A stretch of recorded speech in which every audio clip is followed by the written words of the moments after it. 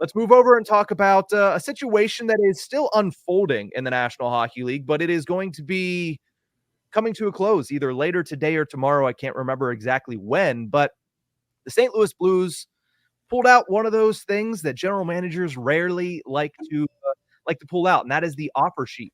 The Blues primed to sign at least one RFA off the Edmonton Oilers. They offer sheeted both Dylan Holloway and Philip Broberg last week. The Oilers, in exchange, have traded for Vasily Podkolzin of the Vancouver Canucks, and then they traded away Cody Ceci and attached, I believe, a third or a second-round pick to get rid of him. Seems like one of those players, Broberg likely, is going to come back, and Holloway's probably going to be allowed to go over to the Blues. And why does that matter to the Penguins? Well, because it outlines something that they could do themselves here in the coming weeks. Kelsey Surmatz of the Hockey News posed an interesting idea last week, and I wanted to kind of toss it around here with you, Horwat. The Penguins are in a rebuild, clearly, but they could still use a young, dynamic forward that could both be good now and into the future. And I understand those do not grow on trees. Those are not typically available. But then there's the situation in Toronto with Nick Robertson.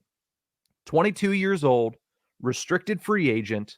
He requested a trade a month or two ago from Toronto, has high offensive upside, 14 goals in 2023, not much defensively.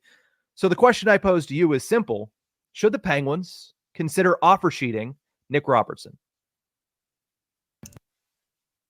Let me hit my button. It is always worth the consideration. I'd say that goes for plenty of players where they're still sitting around as RFAs. There's a ton of RFAs still sitting around, but none of them seem reasonable. Like Jeremy Swayman's still an RFA. I think Seth Jarvis is still without a contract. Not Seth Jarvis. I think him too, actually.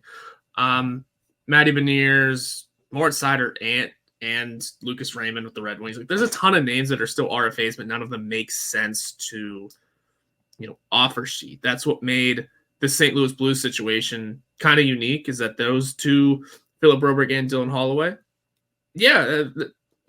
who knows if the Oilers are really, clinging to them. Of course, last update from Friedman, everything will be settled by the time this episode is out. Yeah. That the Blues will likely be taking them both. So we'll see where that goes.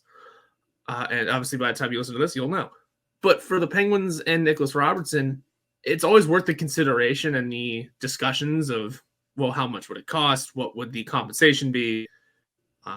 Would it make the Penguins a better team? And that connection, you cannot let go of that connection of Dubas and the Maple Leafs in any sort of situation. And this is another one where Kyle Dubas knows Nicholas Robertson from previous regimes, drafted him, and probably scouted him beforehand and knows what he's capable of, and probably knows he hasn't been getting, I don't want to say not getting proper opportunity in Toronto, but maybe is deserving of more as he's only 22, should be 23 soon, and has a ton of room to grow. I mean, you're not going to sit here and say he can grow into his brother, Jason, who's 40, 50 goal scorer, but maybe has more to give than what he's already shown, which is in 87 career games played, 34 points.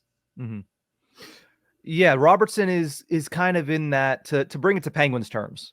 A couple years ago, Alex Nylander was a player that everybody thought deserved more opportunities, but because he had a contract that was, waiver eligible, or where he didn't need to go through waivers, he was shipped back and forth. If they needed a roster spot, if they needed some cap relief, he was always the guy that was driving from Pittsburgh to Wilkes-Barre to Pittsburgh to Wilkes-Barre. That was Nick Robertson. The only thing is he didn't have to drive very far to go to the Toronto Marlies. He was the guy that whenever they needed to send somebody down, hey, he doesn't have to go through waivers, so we're just going to send down Nick Robertson. He played 11 games at the AHL level last year, and he wants more of an opportunity. Now, will he get that in Pittsburgh? That's a question here, because they've loaded up on a lot of near NHL ready young guys, not to mention bringing in guys like Blake Lizotte, who might shift over to the left side, a guy like Anthony Beauvillier, who they're hoping will play significant ice time this year for the Penguins. But what I feel with Robertson is this. While they've added a lot of young talent, and they have, I mean, the Penguins, we've talked ad nauseum about guys like Koivunen, guys like Vasily Ponomarev, guys like, even Braden Yeager, who's a couple years off still, or maybe even a year and a half off. still, but a lot of young talent has been infused into the organization, but none of them are as proven or NHL ready as Nick Robertson already is. And he's 23 years old, or he's 22 now. He's going to be 23 in September. I would imagine the contract is not going to cost you all that much, because right now his qualifying offer from Toronto is $813,000. You offer him somewhere between $1 and $2 million for a couple of years. If he's okay with that and he wants to get a fresh start in Pittsburgh, you can get that deal done, and it's going to cost you a third-round pick, something of which the Penguins have stocked up on mightily throughout this offseason. I don't see a reason why not to, because, like I mentioned, I like the young talent they've brought in. I think that there's a chance that a couple of them end up being really good players for the Penguins this year and into the future. But I still think Nick Robertson is a level above a lot of them, and he's more proven than a lot of them, and you're not taking as much of a gamble. So a third-round pick for Nick Robertson in that type of contract, I would take it 10 times out of 10. Yeah, the Penguins have just over $1 million worth of cap space to spend. But they can send somebody down. And I believe that's still counting Matt Nieto's contract, which will... I think they took it off on Puckpedia, if that's what you're looking at. So. That's exactly what I'm looking at. He's already listed as IR, so I don't know how the website works totally yet. We need to see it in season form. But the Penguins also have 3 third-round picks to spend. 3. How many teams have 3 picks in a round at any given time? I mean, well, the Boston Bruins famously one time, but that being said, the Penguins can easily ship one of those out for something like this and still have money to maneuver around for something like this. Yeah, you're right. It's always worth the opportunity. It's always worth the try. And worst comes to worst, what? The Leafs sign him and he stays in a situation he probably doesn't want to be in?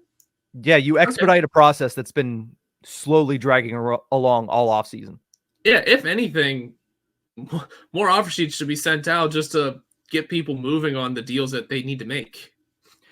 Yeah, I mean, they don't need to do that. Just typically, like, I'm pro player, so get your money. And typically offer sheets are worth more than the team that they're already on is willing to pay, which is why this typically happens. I mean, you see what the offers were to Broberg and Holloway from Edmonton before the offer sheets, and then you see what the offer sheets were. It was 2 times or 3 times the money and like a year or 2 more in each instance. So maybe I'm thinking a little unrealistically about maybe a 3-year deal worth $1.5 million for Nick Robertson, who's, again, 23 years old, supremely talented in the offensive zone. He is a little bit of a rough skater, and he doesn't do much in the defensive zone, but you're going into a rebuild. Get as many goal scorers as you possibly can. This is a guy that I think fits into your middle 6, and honestly, I understand we like bunting with Malkin, but Robertson and Malkin might not be a bad thing, right? Malkin can create those opportunities. Robertson can finish them, or God forbid you find somebody for Sidney Crosby. Like, I like Drew O'Connor, and I think Drew O'Connor is a decent mold for Nick Robertson when it comes to the age, but again, different skill sets, different style of player. Drew O'Connor's more complete, more all around. Nick Robertson is an all gas, no breaks guy. I think if you give that type of option to the left side, I think it's a great thing for the Penguins for the next couple of years, especially going into a rebuild where you just need to take chances on younger players. If you overpay, and again, 1.5 is not going to really be an overpay if this guy works out. If you overpay for him and lose a 3rd-round pick, I'm okay with that. Now, again, if it goes over that $2.1 million, I think that's the next level. $2.1 million turns it into a 2nd-round pick. That one's tougher to swallow, but at the same time, you're essentially drafting Nick Robertson at 23 with your 2nd-round pick. They don't have one next season, so they'd have to do some maneuvering, but your 2nd-round pick in 2026, because that might be what ends up being the case. I don't know if you can do that and you can push it to the next year. They might have to acquire a second, but as we saw with the Penguins and the Blues, sometimes a deal can be swung to make sure you have the capital in order to do it. So I feel like it is a no doubt decision in my mind. If the offer stands and if Robertson is open to it, you offer sheet him.